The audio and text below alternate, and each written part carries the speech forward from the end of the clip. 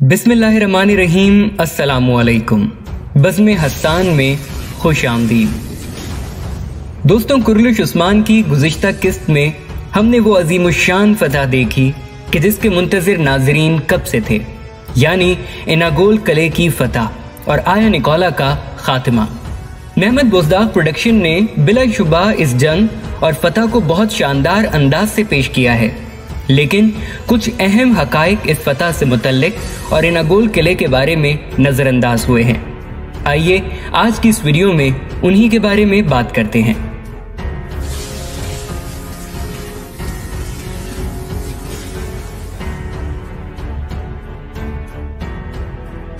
दोस्तों, 3 अप्रैल 1299 ईस्वी जुमा का दिन, ये वो तारीख है जब आलम इस्लाम की तस्वीर बदलने वाली थी।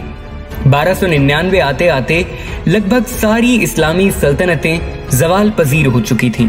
कुछ बची कुची ऐसी सल्तनतें बाकी थीं कि जिनका होना ना होना कोई मानी नहीं रखता था। काफिरों और मंगोलों ने सब तहस नहस कर रखा था। ईरान, इराक, सीरिया, बगदाद, अरब, मिस्र, हत्ता के अनातोलिया के जहां कभी अजीमुश्शान इस्लामी सल्तनतें हुआ करती थीं, वहां काफिरों और मंगोलों ने सब बर्बाद कर दिया था। अनातोलिया में सल्जूक सल्तनत अपनी आखिरी सांसें ले रही थी, तो वहीं दूसरी तरफ एक बहादुर जंगजू अपनी खुद मुख्तार रियासत का ख्वाब सजाए मैदान जंग में उतर रहा था। आलम इस्लाम को एक अजीमुश्शान सल्तनत देने के लिए ये बहादुर एक के बाद एक किले फतह करते हुए आगे बढ़ते ही जा रहा था और जालिम इसके नाम से खौफ खा रहे थे। वो अजीमुश्शान बहादुर और कोई नहीं बल्कि सुल्तान उस्मान गाजी थे। दोस्तों, कबीले का सरदार बनने के बाद उस्मान गाजी ने पहले पहल तो अमन पॉलिसी को तरजीह दी और अपने बाबा अर्तुगरुल गाजी की तरह बेल्जिक, बुरसा और अतराफ के इलाकों के जागीरदारों के साथ ताउन की पॉलिसी को जारी रखा। लेकिन फिर निकोला नामी तैकफूर को यह खबर मिली कि एक शाम उस्मान अपने चंद सिपाहियों के हमरा एंजेला कौमा या इनागोल नामी किले पर हमला करने वाला है।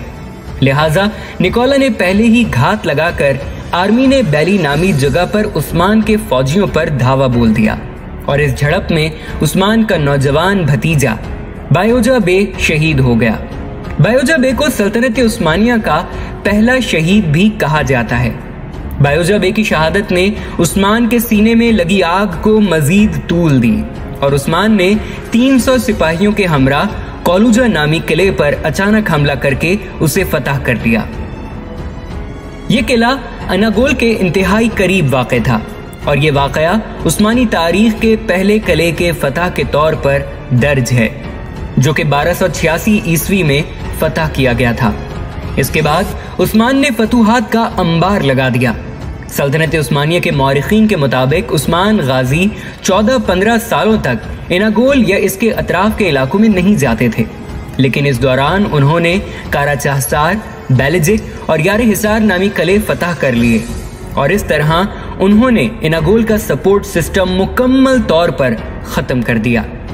फिर बिलाखिर उन्होंने अपने सबसे बहादुर और जांबाज कमांडर तुर्गुत अलब को इनागोल फतह करने का हुक्म दिया, जिसके लिए यह मंसूबा इख्तियार किया गया कि तुर्गुत अलब अपने चंद जाबाजों के साथ किले के अंदर जाने में कामयाब हो जाते हैं। तुर्गुत बे 2 दिन गुजरने के बाद उस्मान बे को खबर भिजवाते हैं और इसमें किले के मुतालिक अहम मालूमात और किले में कितने सिपाही कब कहाँ खड़े होते हैं और किस तरह ड्यूटियां देते हैं वो सब बताते हैं और उनसे कहते हैं कि इतने कम सिपाहियों के साथ अंदर से इस किले को फतह करना नामुमकिन है, इसलिए उस्मान साहब को बाहरी हमला भी करना होगा।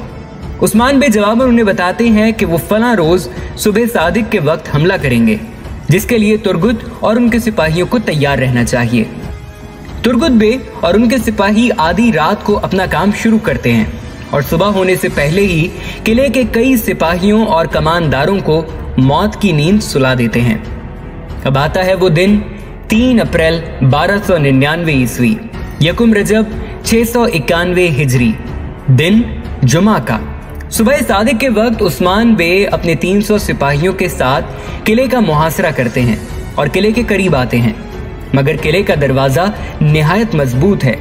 किले के अंदर तुर्गुत और उसके सिपाही अब खुलकर जंग शुरू कर देते हैं और तुर्गुत अलप अपने 26 सिपाहियों के साथ 200 से जायद ईसाई फौजियों को हलाक कर देते हैं। जी हाँ दोस्तों, आप इसे मौजिज़ा या मदद खुदा भी कह सकते हैं। इतनी जोरदार जंग देखकर निकोला और उसके कमांडारों को लगता है कि उस्मान अंदर आ चुका है, लिहाजा वो खौफ खाने लगते हैं और किले में कहीं कोने में जाकर छुप जाते हैं।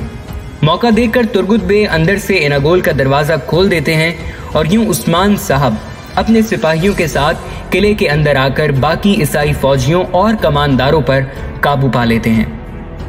निकोला को ढूंढा जाता है और किले के बीचों बीच उस्मान बे उसका सर तन से जुदा कर देते हैं और तुर्गुत बे किले पर फतह का झंडा लहराकर अजान देते हैं। तुर्गुत बे की जबरदस्त हिकमत अमली और जांबाजी से खुश होकर उस्मान बे तुर्गुत अलप को यहाँ का गवर्नर मुकर्रर कर देते हैं, जो इनागोल पर 36 साल हुकूमत करते हैं और फिर 125 साल की उम्र में इंतकाल करते हैं। उनका मजार आज भी इनागोल के तुर्गुत अलप नामी टाउन में मौजूद है, जो कि सल्तनत उस्मानिया से उनकी वफादारी का मुंह बोलता सबूत है। दोस्तों, इनागोल की फतह के कुछ अरसे बाद ही उस्मान बे अपनी खुद मुख्तार रियासत का ऐलान करते हैं और सुल्तान उस्मान बन जाते हैं और उनकी कायम करदा ये मुमलिकत अगले 600 साल तक हुकूमत करती है और उन्हें खिलाफत भी मिलती है। तो नाज़रीन इकराम, ये थी इनागोल किले की फतह की असल तारीख, जो हमने तमाम तर तारीखी हकायक और जुज़ियात के साथ आपके सामने पेश कर दी है। आज की वीडियो में इतना ही। उम्मीद है कि आपको ये वीडियो पसंद आई होगी। आपसे मुलाकात होगी एक और नई तारीखी वीडियो में। तब तक के लिए बज़्म हस्सान से मलिक हसन को दीजिए इजाजत। अल्लाह निगहबान।